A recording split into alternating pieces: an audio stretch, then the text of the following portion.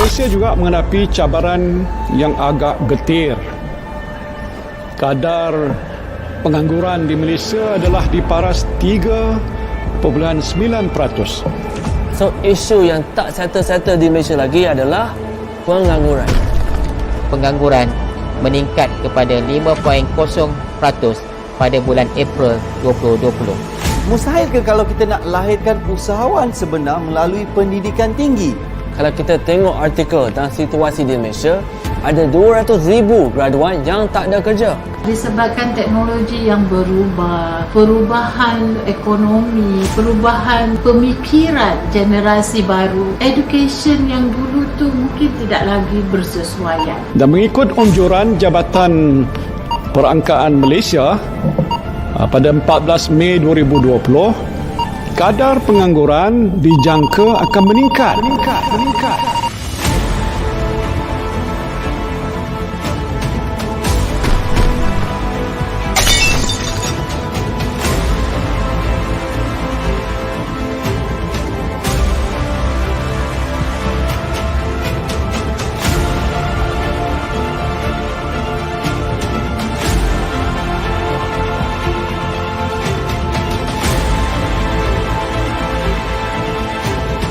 A marriage, perkahwinan antara traditional learning and kemahiran.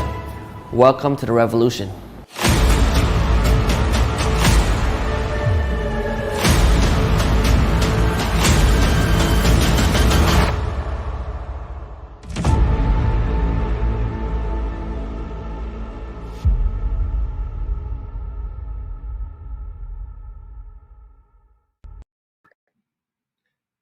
Magnificent Monday, guys. Morning, Shaban. Morning, Hamida. Hey, Farah. Hey, Sufi. So good to see you all again. Oh, well, today we are talking about Modeling Monday. Hey, Fatin. So what is this modeling all about? Right. So modeling, it's one topic, one area which I always believe in, that you will be able to reach your goals at the shortest time. All right. So now, what does it mean? You see, when I started this whole entire program, you know, I'm actually doing NLP. So NLP models excellence, and it's not about asking you to model how you walk, how you talk, which actually covers it as well. Modeling is basically looking back into your group of mentors or the group of successful people in your own field. And what you try to do is that, what I personally do is to go up to that person and to interview them. And when you interview them, basically what I want to do is to be able to be that person in the shortest point of time. So what it means here is this: modeling success. Modeling success means we'll take successful people, study them to the extent where in which that you start to think like them, you start to behave like them, and ultimately it will automatically translate into you being able to get the same results like them. So that's what modeling is all about. How to reach your goal in shortest time. Yeah. Like a shortcut? Well, it's not a shortcut. Basically, you need to follow. Okay, so modeling, it's like reading a recipe book. You're like, what do you mean reading a recipe book? So, you know, when you go to a bookstore, you buy the recipe book, and then you say, okay, today I want to eat curry chicken. I do not know how to cook curry chicken. So they will tell you, okay, lengkuas berapa gram, halia berapa gram, chili berapa, you know. So every single thing is broken down into very, very small pieces, and you follow step by step. And by the time you follow step by step, you should be able to get the curry chicken according to the author. True? So what we are saying here is this: if you want to be able to model, look at the successful people in your industry. Ask them, you know, when you model a person, basically you want to learn how they think. I mean, there are certain things that we cannot model. For example, if I'm I cannot model how much money they have in their bank account because I literally don't have that. But the thing is, what we want is the same results as they do. So what I will do, like for last time, right, when I was talking to my mentor, I'll ask her, okay, in the morning when you wake up, what do you do? Then the person say, okay, I get up. Okay, before you get up, is there anything else? Is there a thought in your mind? So I will ask every single detail until the extent when they go to work. And when they go to work, what is the emotions that they go through? What do they say to themselves? What do they eat? I mean, people say like, what do you mean, what do they eat? I say, yeah, if you want to model a person's health, you see, most successful people are very energetic. They have motivation. They have got, their body seems to be able to work very well for them. So it's all about the whole entire package. So you need to model a person right up from the way they eat, what they eat, the way they talk, the way they stand, and automatically in NLP is very interesting. If you are to follow a person exactly as to how they do things on a daily basis, you will realize after a while you start to think like them. I'll give you, for example, my mentor or my boss at that point in time, that was in year 2004, when I was still a very green, young, not even an entrepreneur yet, came out to work, trying to make my living and everything. So basically, every single day, I spent a lot of time with my coach. And my coach, my mentor, my boss. So what we do is we start talking a lot.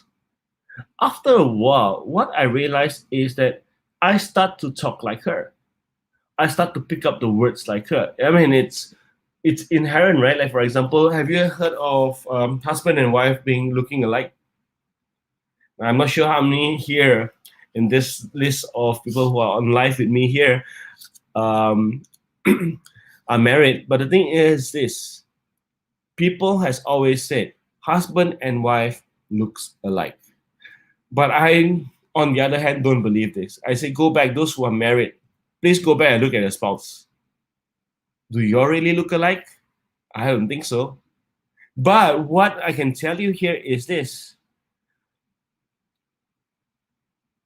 Why people say husband and wife look alike is because after a while, you talk the same way, you walk the same way, you wear the same clothes. I always say that I'm a product of my wife. People say, what do you mean you're a product of my wife? I said, well, before marriage, you know, my wife will always take me down to the shops and buy me clothes that she likes. And ultimately, she will be buying things according to her taste. So after a while, I'll be wearing the clothes that she chooses, that she likes, and then she will choose the clothes that she likes. So therefore, the trend becomes the same. So that's when you come looking alike. And then if you talk to each other more often, you will start to use the same words. You use the same gestures.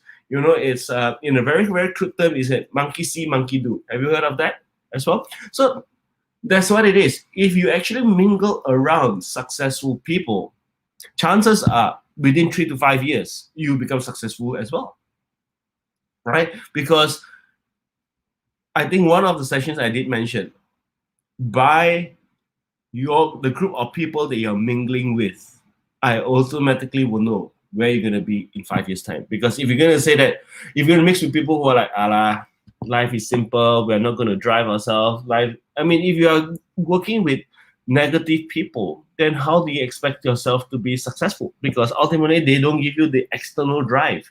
We want to be mingling around like-minded people, and therefore they can lift us up together. So modeling, it's all about knowing the person's strategies. On Wednesday, I'm going to cover strategies for you guys. And tomorrow, we're going to cover as to how we actually absorb information from the world and how does it place a process in our brains. Because if you understand how you absorb information, then you will know the person's strategies. But remember, my friends, modeling is this.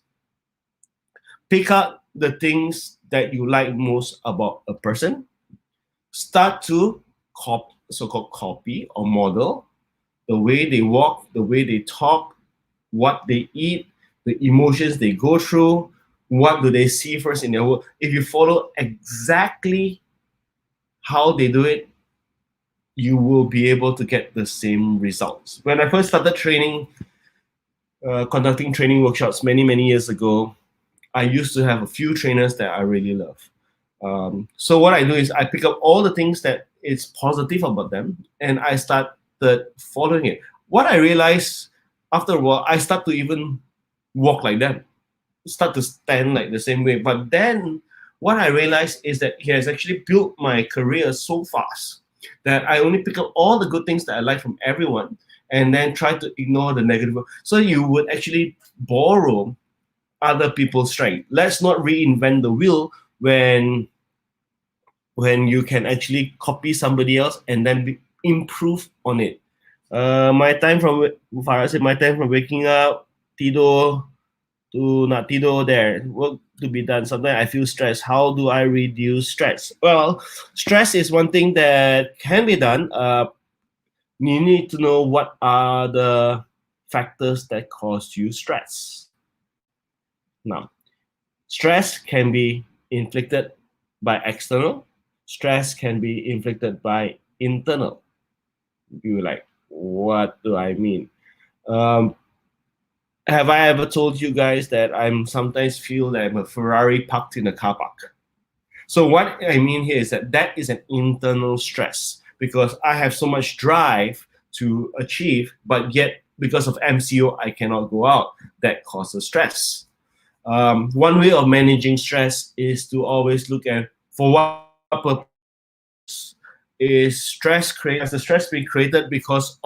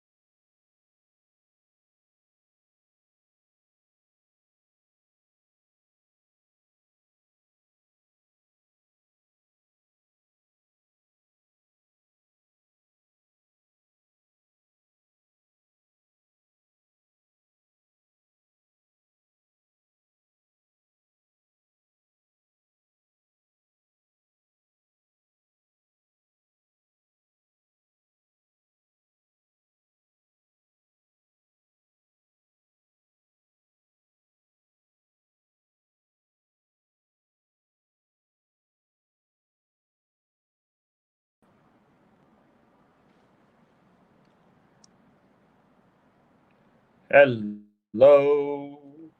Are you all still there? I'm sorry about the challenges just now. Right. Anyway, we are actually covering up. We are actually finishing it anyways. So, well, let me answer the last question first. Sufi said, since COVID-19 is very stressed, I am student who can't focus on study. Well, the thing here is how I always ask this question: how does it serve you? If it's going to help you, then be stressed. But the thing is that sometimes what you realize that stress is actually self-inflicted. Now you're like, Dr. Adrian, what do you mean by stress is self-inflicted? Well, some stresses, it's created unnecessarily because there are some people in this world, they like to worry for nothing. Right? So that's what it is. So it's like sometimes when you see COVID basically causes a lot of stress on people is because of COVID, our hands are tied. When our hands are tied, we cannot do work. And the biggest problem like you have, Sophie, is like me, is that I want to work so much that ultimately it's like it's a pull factor. My drive is so high, but I cannot do anything. So that's always the biggest problem. But there are always other stress factors. When I have the chance, I will cover in terms of physical stress, emotional stress, psychological stress. There are different types of stresses that will cause our life to be very, very well challenged. But the thing here is this: I believe, or for me, who believe in the existence of God, I think God never ever tells us that in your journey of success there will not be stresses. The only thing is it's about how you actually manage these stresses when it comes to us. So that's all for me from today. Tomorrow we're going to come as to how we're going to absorb information, and then on Wednesday we talk about strategies, because we need to know how we absorb information first. Then only I can try to share with you how do you learn how to model somebody's strategies, and therefore being able to expedite your journey to success even at a faster level. So to tomorrow, thank you very much and have a great, magnificent Monday, guys. See ya. Bye.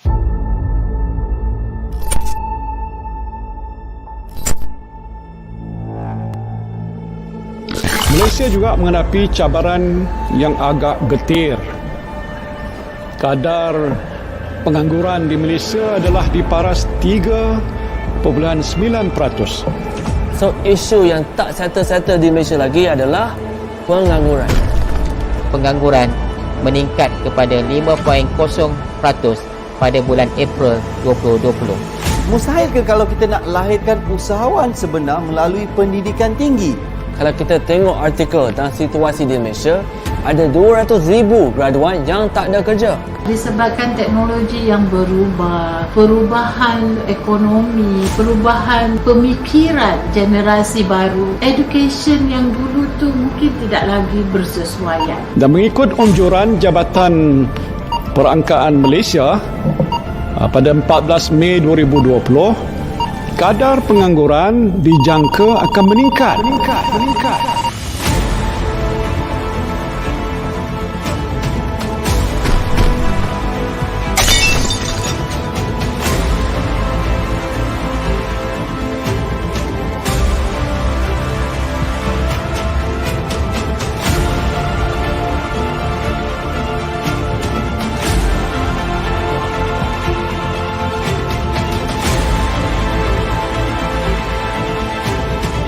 A marriage perkawinan antara traditional learning and kemahiran. Welcome to the revolution.